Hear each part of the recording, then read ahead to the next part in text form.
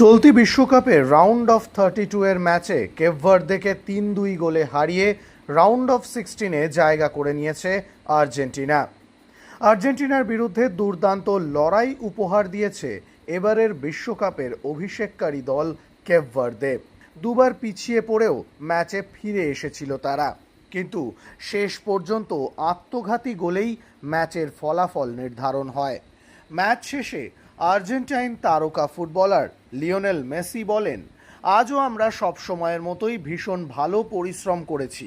ম্যাচের প্রতিটা সময়ের নিরিখে বলা যেতে পারে কখনো ভালো খেলেছি, আবার কখনো খারাপ, যেমনটা সব সময় বলে থাকি। তবে এখন সবচেয়ে গুরুত্বপূর্ণ বিষয় হলো বিশ্রাম নেওয়া।